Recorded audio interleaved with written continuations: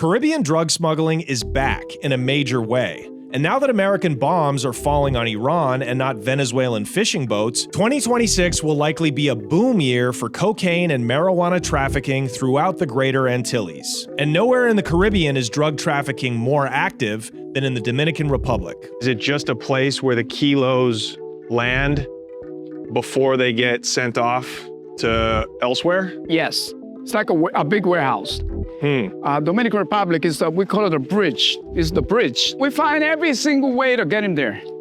The other day, they just confiscated a whole bunch of ceramic little monuments that were coming by the thousand to Spain. They had the ceramic built in a way that inside, not even pure powder, they just like painted it inside. Like what we used to do in the 80s, you get a liquid cocaine to New York in a bottle of rum, and then you make it powder cocaine. I recently traveled down to the island to interview former Kingpin Adam Diaz to learn about why the DR produces more drug traffickers than any other nation in the Caribbean. What's up, everybody? Just a quick reminder to please subscribe to the channel and hit that notification bell. It really helps us out. And if you love Adam Diaz, you can get the sit-down interviews with him over at patreon.com/theconnectshow. We're releasing them early at the Patreon, and they're completely ad-free and uncensored. Thank you so much. Enjoy. Adam Diaz was 13 years old when his family immigrated from the Dominican Republic to Washington Heights, New York City. Like many first-generation Dominican immigrants, Adam actually comes from a well-educated, middle-class family. Some people might be surprised to hear that, but the Dominicans who came to New York in the 1980s were a lot more refined, better educated, and upwardly mobile than the rest of their Caribbean immigrant counterparts. And perhaps this is why they were the ones who the Colombians entrusted with their cocaine. The Dominican guys, they have very similar culture with Colombians. They don't have a similar culture with Puerto Ricans or Panamanians or Venezuelans. They have a very similar culture, so they get along. Like I will sit down with Colombians and spend hours, and then we're gonna end up drinking and fucking the same girls.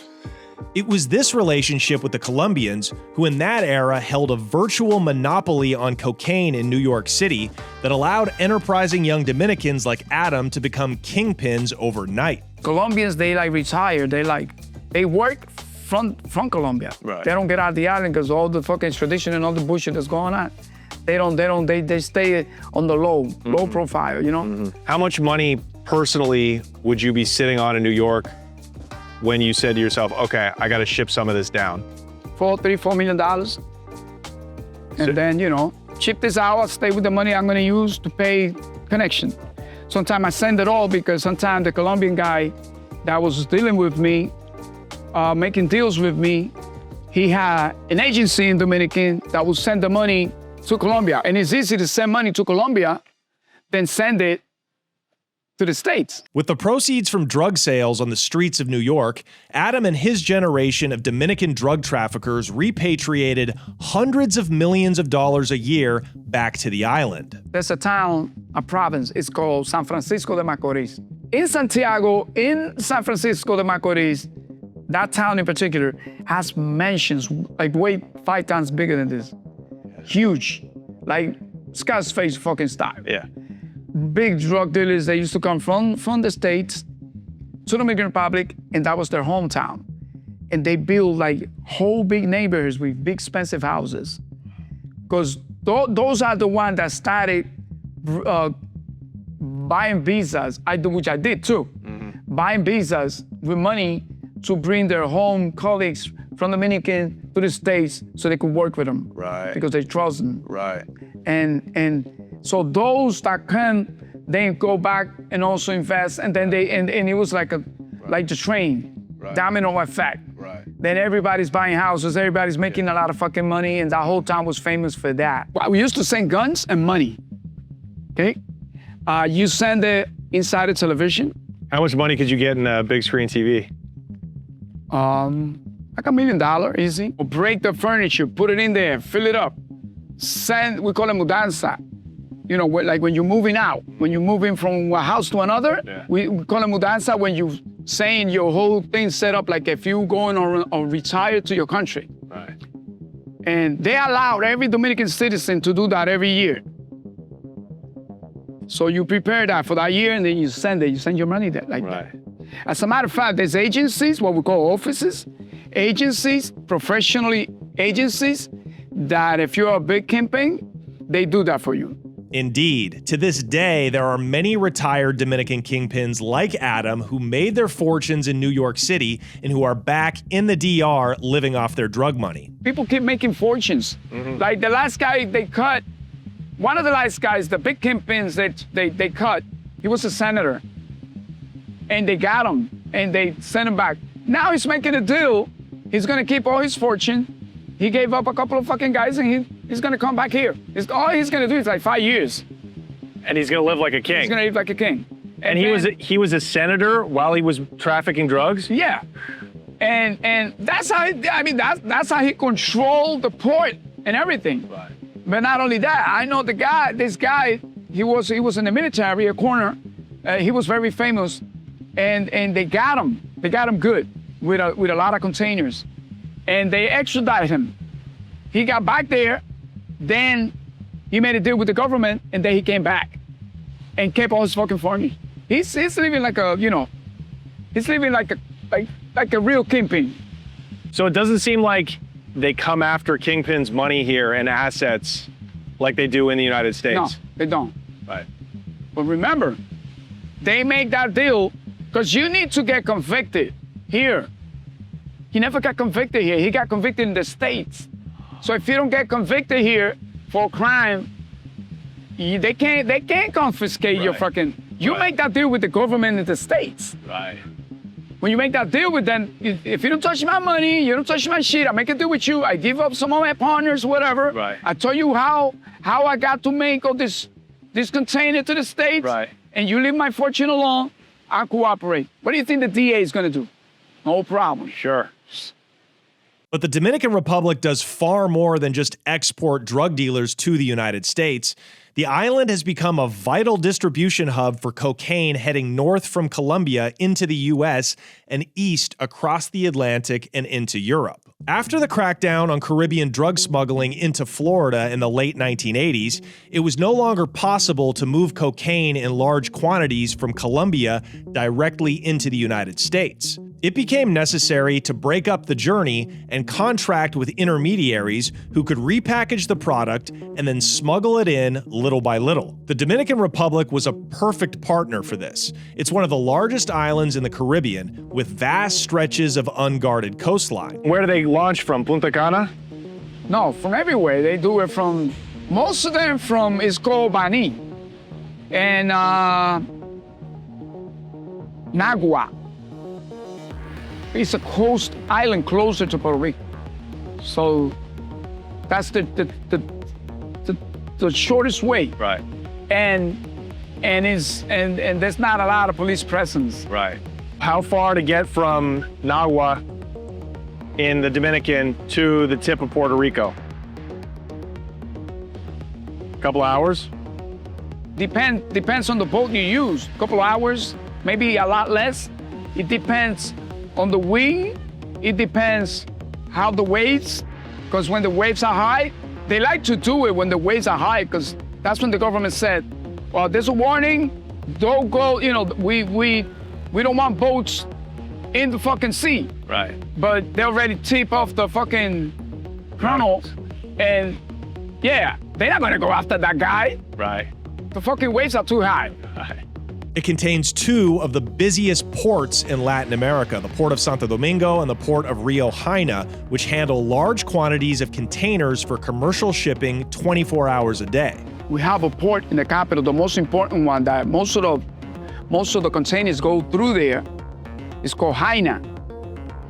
Jaina has this expensive, donated by the states, this expensive X-rays machine that will actually go right through the fucking container and see any fucking thing that's in there. But like I said, too fucking many containers. It also has a booming tourist industry and, of course, the large Dominican diaspora in New York City and the eastern seaboard of the U.S. It's very normal for Dominicans with dual citizenship to travel back and forth from the island to the United States. All of this, of course, is good cover for drug trafficking activity. So when they come back and they ask them questions, you know, they be like, what was the purpose of your trip? Oh, vacation. I'm on vacation. So I went to see my parents or whatever, and I came back. Oh, okay. Oh, that makes sense. Right. You see the passport. Okay. Every year you go on vacation. All right. Boom. Right. Wow. Right. I just made $15,000. The final piece of the puzzle are the Dominican military, the police, and the port authorities, who are still very bribable. You always get the custom officers where you could buy them. When you're ready to ship a container out with 900 boxes, in those 900 boxes, you got 500 boxes, 2 kilos each. So that tells you that's a lot of fucking money involved. So you're gonna be willing to pay this guy $100,000. Giving you $100,000, just tip me off, man. When the custom guys are gonna be around, tell me if the fucking, or look, I'm gonna send the container. Don't send them out. Hold it there. And let me know when I can send it, so it won't be checked. So the guy's gonna tip you off. Yeah. 100,000 just for let me know. Just for that container. Yeah. That's a lot of money for a guy that worked in custom. That changed his life around. Here's how it works. The cocaine arrives on the island via semi-submersible submarine or fishing vessel sent from the northern coast of Venezuela or Colombia. Now, unlike in Colombia or Mexico, there are no drug cartels as we know them in the Dominican Republic, just clans of drug trafficking families who usually have connections to politicians or high-ranking military generals. It seems like the politicians and the military have to be involved somehow. They have to, of course. They come on a plane from Colombia, from Venezuela, they go down, they drop the shipment, and they uplift and out. Now you got a couple of boats waiting for that, pick it up, bring it into the land, and that's it. And who do you think is involved with the radars? There you go. Yeah. Send the fucking radars off, or look the other way. Yeah. Here's your money. Let the shit go through. Right. Simple as that. That's also something that makes the DR an ideal spot for drug smugglers. Shit is quiet here, and violence is kept to a minimum. Only targeted assassinations when somebody really fucks up. Most sicarios, they come from Puerto Rico, and they come from Colombia, and they come from Venezuela. They kill somebody and they back out. So bosses here, if they need somebody taken care of, will import the hitters? Yeah. Like, when I had to make a couple of hits in New York for whatever reason, I don't hire anybody from my people. I go to Puerto Rico. Mm-hmm. And from Perla, it's called Perla. I grab them, bring them, and they come do their work and they out. Why do you think Puerto Rico has more sicarios, more hitmen than the DR? Drug addicts. They don't give a shit. Once the cocaine reaches the island, usually 1,000 to 2,000 kilos at a time, it's then stored in warehouses around the capital where it's packaged and disguised before being smuggled on to its next destination. Still today in the capital, in Dominican Republic, in the capital, there's a whole bunch of buildings, and you question yourself, you say, why are all these buildings empty? You don't have to ask. Even the government knows. Most of the cocaine that passes through the DR is on its way to one of two places, the United States, obviously, and Europe. To get product to the US, smaller traffickers still utilize drug mules on commercial flights. I'm talking checked luggage with bricks built into the suitcases. Sometimes they'll use flight attendants to bring luggage on board. I've even heard of traffickers paying airport workers to hide bricks inside of secret compartments within the airplanes. There's also flight attendants. I had a couple of flight attendants bringing me stuff too. I say, listen, I'm gonna pay you good money. And I need you to tell me, what do I have to do to get this shit right through custom, through X-ray? They have, the machines, the belt. Yeah. And he goes, I'll tell you now. So he gave me the tricks. First, you get carbon paper. You know the carbon paper you use to make a copy? Mm-hmm. Okay, carbon paper. First you put a lot of carbon paper.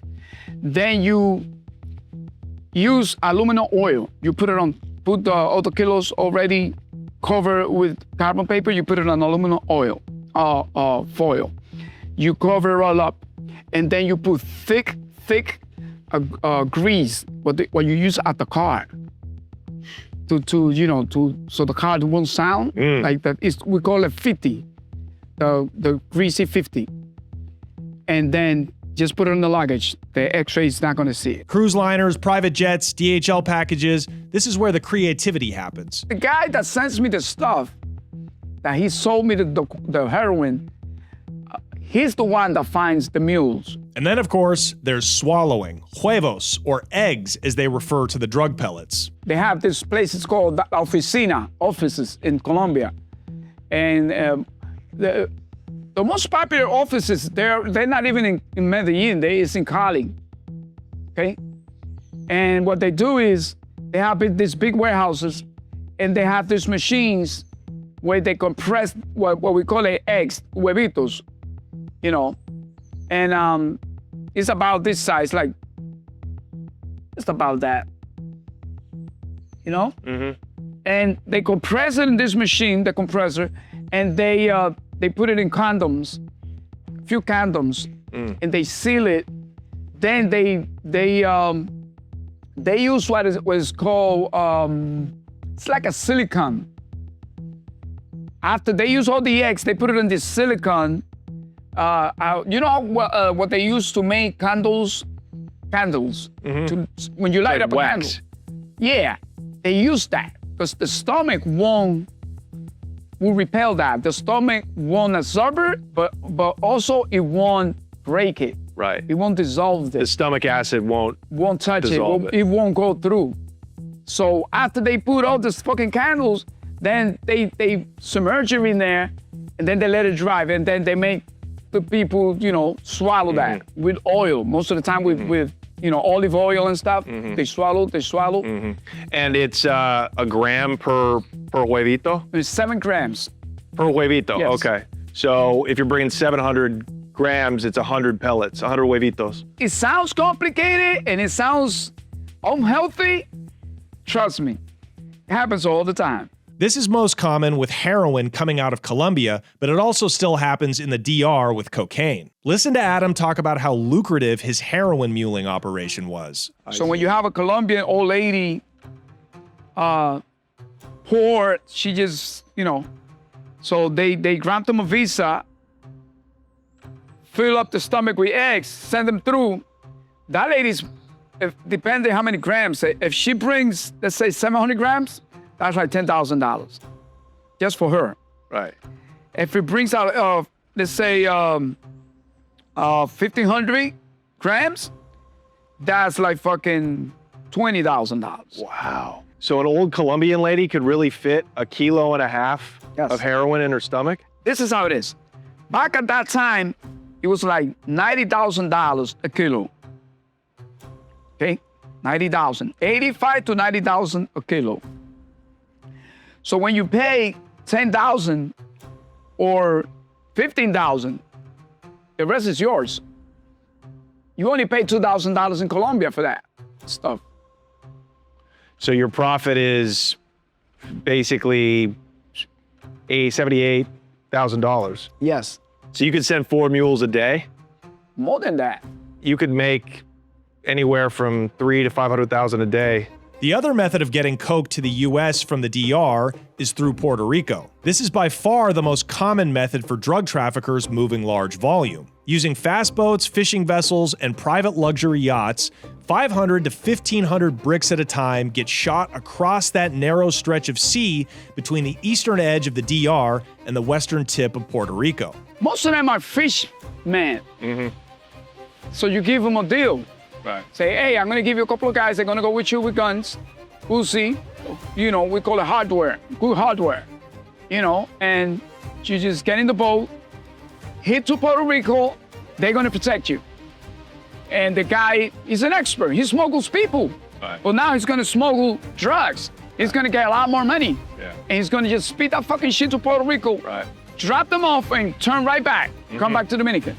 Once the kilos make it to Puerto Rico, the PR drug clans package and hide the bricks inside large shipping containers and get them onto cargo ships bound for the US. Now, because Puerto Rico is an American colony, containers coming into the US are considered domestic cargo and therefore are not subject to the most invasive searches like international cargo would be. It's well known that if the cocaine makes it safely to Puerto Rico, the odds are very high that it'll reach the continental United States. This can be dangerous business though. A friend of mine got killed like that. And I have a first cousin of mine involved, and he sent like 300 kilos to Puerto Rico. And when he got to the island, Isla Verde, they were waiting for him. They fucking shot him and killed him. And took all the drugs. The price markups look something like this. A kilo sells for $4,000 to $6,000 in the Dominican, is resold for $8,000 to $10,000 in Puerto Rico, and then $15,000 to $17,000 when it lands in New York City. The biggest money, though, is in Europe. Nowadays, the most sophisticated drug traffickers in the Dominican Republic are actually representatives of powerful European drug cartels from countries like the Netherlands, Serbia, and Spain. Adam told me there's even Russian mafia now conducting deals in the DR. And it makes sense. The price per kilo in Europe is still much higher than in the US, and the demand is insane. This type of smuggling always requires help from someone on the inside. The military, the dock workers, the port authority takes big money and connections. In recent years, multiple politicians have been implicated for connections to drug trafficking in the DR. Besides cocaine, human smuggling has also become big business in the DR, for the Haitian refugees entering the country from the west side of the island, and the Dominicans trying to make it to the US by way of Puerto Rico. So immigrants from the DR that want to get to the States, but they don't have papers, they want to go the illegal way. They go to Puerto Rico, and then from Puerto Rico, they buy fake IDs, and they get in the plane. All you need is a legal ID, not even a passport, and you get a ticket, plane ticket, and you just go to New York. That's super easy. Yeah, very easy. So that must be big business for Dominican smugglers. I did that in the 80s. I brought from my barrio, from my neighborhood in Dominican, very poor kids that I needed to work for me there. I got them on the plane. I bought business. I sent them, and some of them I sent them to Puerto Rico. Right. On the lanchas, on the boats. Yes. Wow. And sometimes you do it with fake paperwork for Puerto Rico. Back in the 80s, you didn't even really, if you're Puerto Rico, you don't need a passport. No. If you have a birth certificate and you show custom, yes, right through. How much does it cost now for somebody to get smuggled from the DR to Puerto Rico? $10,000. Wow. So that's really good business for the smugglers. Yeah. Wow. That's like drug money. Yeah, and then you got the legal way, which is you marry me, you're a U.S. citizen, you marry me, I give you $25,000. 4 months later, I'll probably get a visa, go to the States. I stay there, and then you're gonna do the legal resident for me. As you can see, they follow the same route as the drugs. There's also a big demand for marijuana in the DR. Dominicans love their weed. That's one of the more interesting phenomena I've noticed lately. Here in the United States, the price of marijuana has gotten so low that it's become more profitable for traffickers to send their product abroad. All the time now, I'm seeing headlines of mules getting busted at American airports with pounds in their luggage, heading for foreign countries: England, Spain, Thailand, and increasingly, the Dominican Republic. The lower-priced, outdoor weed that most of the locals smoke in the DR gets imported from Jamaica and smuggled into the country by way of Haiti, usually with the help of the military. You got the military, letting all this Haitian come right through the forest, right through the front door, and get paid. And then when they get to the cities and they last a few months working, then they grab them again over there in the cities. They send them back, and then 30% or 40% of them pay the cops, and they let them off the truck. And while there is a small but growing internal market for cocaine in the Dominican Republic, especially in the tourist areas like Punta Cana and among elite circles in the capital, Santo Domingo, Dominicans in general are not big into hard drugs. I didn't see any junkies or open-air drug markets like I did when I was in Mexico and Colombia. Dominicans overall are chilled out, friendly potheads. And perhaps this laid-back culture is one of the reasons that drug trafficking is thriving there. You won't find any militarized drug cartels engaged in drone warfare with the government in the DR. Just shrewd, well-connected trafficking organizations operating in peaceful cooperation to push record tons of cocaine onto the world. So there you have it. Drug running in the Dominican is on and popping. Ex-Venezuelan President Nicolas Maduro is a distant memory, and the eyes of the U.S. have moved on to their losing war in the Middle East. And although a few poor souls had to lose their lives for the cause, you can bet the high seas are crowded again with smuggling vessels, most of which are headed for the Dominican Republic. And guys like Adam, he's the closest thing to a success story in the drug game. When you look back on your time in the game, your drug trafficking career, what was the height? What was the height of it? The peak of your career? You mean money-wise or? Yeah, all of it.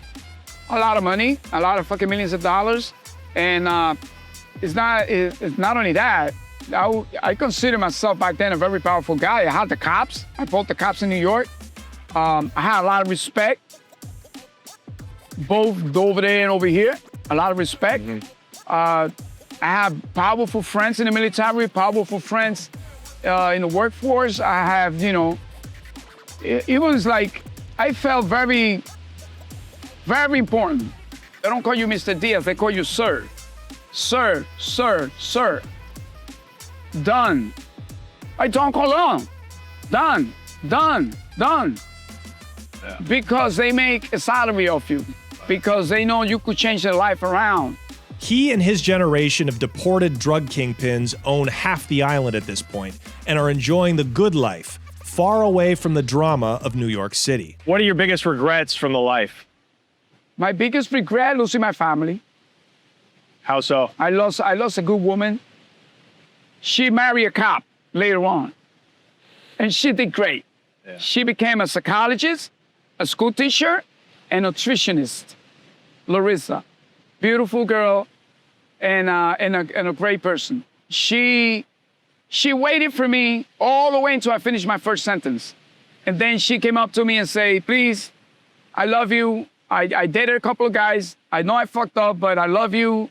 And I want to start all over. Let's move out of state so nobody can, mess with us. And get a job and let's start all over again. And I say, I'm sorry. Can't do it. Can't.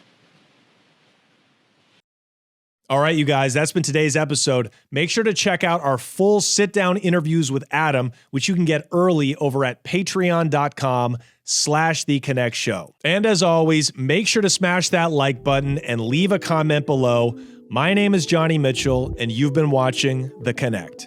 Take care.